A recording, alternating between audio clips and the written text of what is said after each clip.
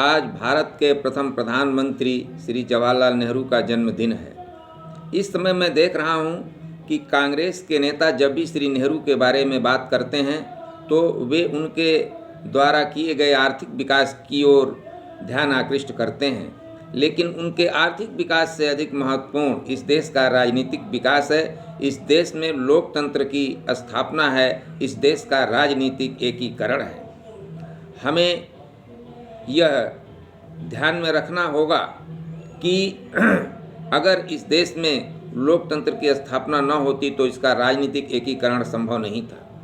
अब इसमें जो है नेहरू और पटेल के बारे में भी भेद किया जाता है कि पटेल ने देशी रियासतों का भारत में विलय किया, लेकिन संसदीय शासन प्रणाली में प्रधानमंत्री और गृह मंत्री अलग नहीं होते हैं। संसदीय शासन प्रणाली में सामूहिक उत्तरदायित्व होता है। नेहरू और पटेल इस देश में मिल करके काम कर रहे थे, दोनों ही लोकतंत्र की स्थापना कर रहे थे। अगर इस देश में लोकतंत्र की स्थापना न होती, प्रभुसत्ता जनता के हाथों में न आती, तो इस देश का राजनीतिक एकीकरण संभव नहीं था।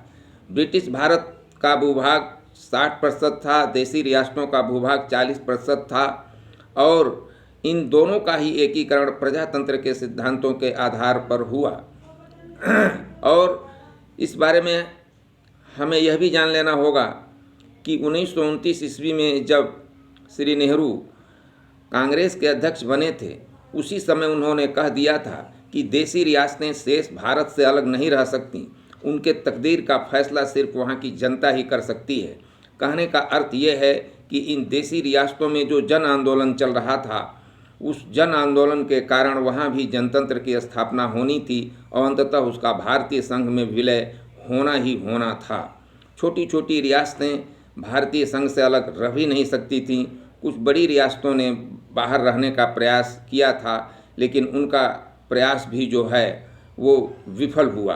तो हमें किसी भी प्रकार से नेहरू और पटेल को अलग करके नहीं देखना चाहिए। और जो प्रतिक्रियावादी राष्ट्रवाद की विचारधारा वाले लोग हैं, वे यह एक तरह से चालाकी करते हैं कि नेहरू और पटेल को अलग करते हैं। संसदीय शासन प्रणाली में पूरा मंत्रिमंडल एक होता है, सामूहिक उत्तरदायित्व होता है, सामूहिक कार्य होता है। और हमें जवाहरलाल नेहरू के कुछ महत्वपूर्ण वाक्यों की ओर भी ध्यान देना चाहिए। 1952 में उन्होंने कहा था कि देश के लिए सबसे महत्वपूर्ण कारक राष्ट्रीय एकता है।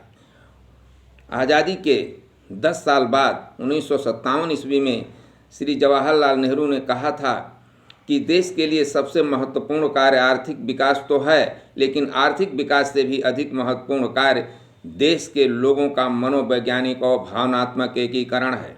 आज जो इस देश का हम एकीकृत सशक्त रूप देख रहे हैं, यह हमारे नेताओं के अमूल्य योगदान के कारण है। जो लोकतंत्र में विश्वास रखते थे, उसमें कांग्रेस के नेता भी थे और दलों के भी नेता थे। हमारे शिक्षा जगत का योगदान है, साहित्यकारों का योगदान है और हमारी जो अमूल्य सांस्कृतिक विरासत है उसका भी योगदान है, जो कि भक्ति काल के संतों से लेकर के जो हमारी सांस्कृतिक विरासत आज तक जो चली आ रही है, तो आज तक के जो शिक्षाविद हैं, साहित्यकार हैं, उन सब का योगदान है। और मुख्य योगदान तो राजनीतिक ही है और यह राजनीतिक योगदान श्री नेहरू के नेतृत्व में ही संपन्न हुआ था।